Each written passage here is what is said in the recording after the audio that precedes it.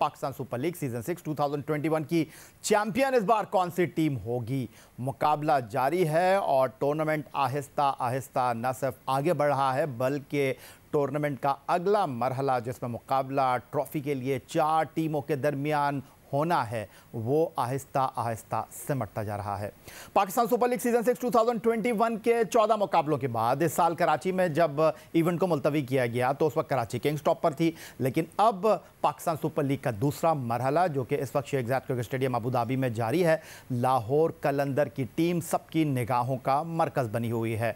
उनकी team combination को मद्देनज़र रखते हुए एक आम तासुर यही है कि इस बार लाहौर कलंदर को ट्रॉफ़ी उठाने से कोई रोक नहीं सकता, लेकिन दूसरी जानिब लाहौर कलंदर जिसने Pakistan super league season 6 2021 Sheikh Zayed cricket stadium Abu Dhabi में 3 मुकाबलों में शिरकत की है, उनको 2 नाकामियों का मुसलसल सामना करना पड़ा है और इन नाकामियों के बाद अब लाहौर कलंदर के मुस्तकबिल पर सवालात उठना शुरू हो गए हैं। Sheikh Zayed cricket stadium Abu Dhabi में लाहौर कलंदर ने दूसरे मरहले में 3 मुकाबलों में शिरकत की। एक मैच बमुश्किल जीता, 2 मैचों में नाकामी का सामना करना पड़ा और वो टीम जिसकी कॉम्बिनेशन, जिसकी बॉलिंग, जिसकी बैटिंग को लेकर लोग बहुत ज़्यादा पुरएतमाद हैं, मुतमईन है कि ये टीम फाइनल में तो पहुंच ही जाएगी, उसकी बल्लेबाजी मुश्किल सूरत हाल का कलंदर को सामना करवाने पर मजबूर हो रही है। और जिस तरह कोयटा ग्लैडिएटर के ख़िलाफ़ लाहौर कलंदर को नाकामी का सामना करना पड़ा, उसके बाद अब मोहम्मद हफीज़ और फ़खर ज़मान पर बहुत ज़्यादा निगाहें मरकूज़ हो गई हैं। हालांकि अगर इस टूर्नामेंट में फ़खर ज़मान और मोहम्मद हफीज़ की कारकर्दगी देखी जाए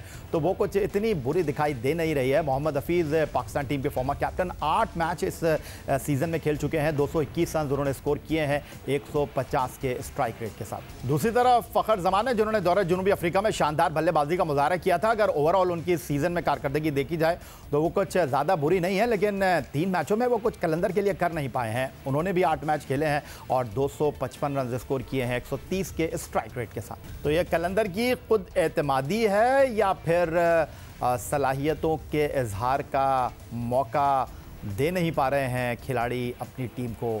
ये सवालात लेकर चलते हैं। टेलीफोन लाइन पर अबू धाबी से हमें ज्वाइन कर रहे हैं लाहौर कलंदर के chief operating officer manager Sameen Rana साहब।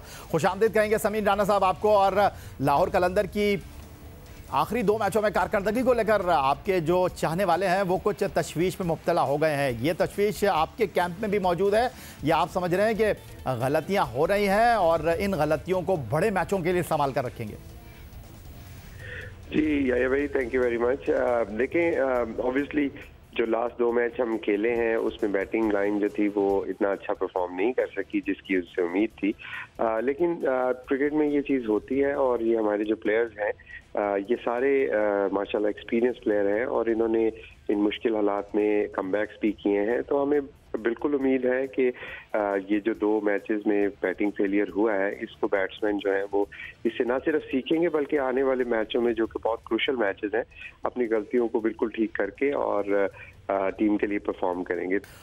समीन राना साहब, नंबर 3 आपके लिए एक बड़ा प्रॉब्लम नज़र आ रहा है यहाँ पर। अगर हम देखें तो आपने मोहम्मद फैज़ान को ट्राई किया है इस नंबर के ऊपर, आपके उभरते हुए प्लेयर हैं। फिर उसके बाद अगर हम बात करते हैं तो ज़ीशान अशरफ को आपने मौका दिया, वो भी कुछ यहाँ कर नहीं पाए हैं। लेकिन अब आपके स्क्वाड में सलमान अली आगा मौजूद हैं जो कि गेंद भी डालने की अहलियत रखते हैं। वाई नॉट, आप उनकी तरफ क्यों नहीं देख रहे? लोग ये जहन में सवाल कर रहे हैं।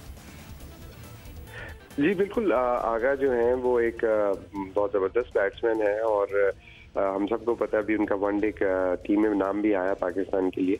वो बिल्कुल हमारे प्लान्स में शामिल हैं, लेकिन जब भी हम किसी लड़के को मौका देते हैं तो हमारी कोशिश ये होती है कि हम भरपूर चांस दें, क्योंकि किसी भी प्लेयर्स को आप एक मैच में खिला के बाहर अगर बिठा देते हैं तो ये प्लेयर्स के लिए और टीम के लिए भी अच्छा नहीं होता।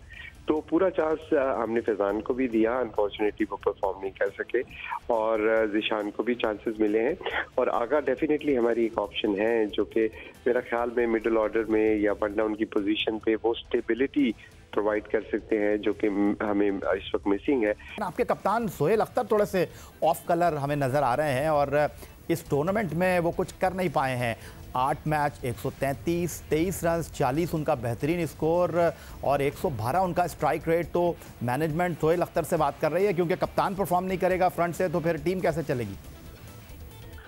देखिए बिल्कुल कैप्टन भी हैं सुहेल अख्तर, और उनसे हमारी उम्मीदें भी बहुत ज़्यादा हैं और उन्होंने परफॉर्म भी किया हुआ है। अभी जो 4 मैचेस हमारे हुए हैं उसमें 2 मैचेस में तो उन्होंने अच्छा स्टार्ट प्रोवाइड किया, लेकिन उनको हमारी तवक्को थी कि वो लंबा जाते, लेकिन अनफॉर्चुनेटली वो नहीं हो सका और 2 मैचेस में उनसे नहीं परफॉर्मेंस आई।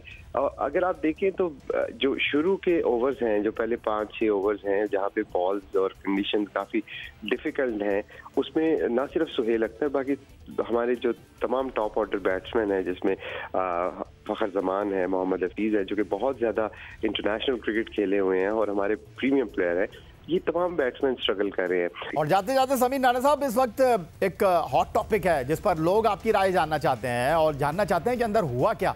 और आपको याद होगा कल जो मैच आपकी टीम ग्लैडिएटर के साथ खेल रही थी, सरफराज अहमद और शाहीन शाह अफरीदी आमने सामने आए और कुछ वर्ड भी एक्सचेंज हुए और फिर खबर ये आई कि मैच रेफरी ने आपको बुलाया है और वहाँ शाहीन शाह अफरीदी ने माफ़ी मांगने से इनकार कर दिया। अंदर की कहानी है क्या? जी बिल्कुल, ये आप सबने देखा कि वो जो मैच में सिचुएशन हुई, मेरा ख्याल में क्रिकेट में ऐसी चीज़ें हो जाती हैं हीट ऑफ द मोमेंट में। वो उन्होंने बाउंसर किया था जो कि एक लेजिटिमेट डिलीवरी है। अगर तो उनकी डिलीवरी में कोई प्रॉब्लम होती तो ऑब्वियसली अंपायर उसको नो बॉल कर देते, या अगर कोई बीमर वगैरह टाइप चीज़ होती तो प्लेयर्स को डेफिनेटली अपोलोजाइज करना चाहिए। लेकिन अगर आप एक लीगल डिलीवरी करते हैं, फॉर एग्जांपल अगर ये बाउंसर ना होता, यॉर्कर होता, तो यॉर्कर पे आप सॉरी थोड़ी करते हैं। और ये तो बॉलर का राइट है कि वो जो उसकी लीगल डिलीवरीज हैं वो उसको ज़रूर करे। तो मैं नहीं समझता कि इस बात पे हमें ये सोचना चाहिए कि ये किसी के लिए तज़ीक है, या बैट्समैन बॉलर अपना काम कर रहे हैं, बैट्समैन अपना। अगर बैट्समैन किसी को छिक्का मारते हैं तो वो सॉरी थोड़ी बोलते हैं बॉलर को। तो इसलिए मेरे ख्याल में तो ये कोई इशू ही नहीं है और ना ही इसको इशू बनाना चाहिए। बॉलर ने एक लीगल बॉल की जो कि अंपायर ने अलाउ की, और उसके बाद जो उनके बॉल अगर अनफॉर्चुनेटली सर पे लग गया तो वो एक टेक्निक का प्रॉब्लम ज़रूर हो सकता है। इसमें किसी की इंटेंशन पे क्वेश्चन नहीं करने चाहिए। बहुत शुक्रिया आपका समीर राणा साहब, chief operating officer manager Lahore Qalandar Abu Dhabi से हमारे साथ मौजूद थे और कह रहे थे घबराने की कोई ज़रूरत नहीं है। लाहौर कलंदर की टीम ने गलतियां ज़रूर की हैं, लेकिन पलटकर झपटने की अभी ऑप्शन मौजूद है और लाहौर कलंदर के चाहने वालों को ज़्यादा सोचने की ज़रूरत नहीं है। हफीज़, बैन डंक, फ़खर जमान, सुहेल अख्तर, शाहीन शाह अफरीदी, अब्दुल हारिस रऊफ़, ये तमाम खिलाड़ी ये सलाहियत रखते हैं कि लाहौर कलंदर की टीम को आगे लेकर जाएँ, ट्रॉफ़ी से करीब करें।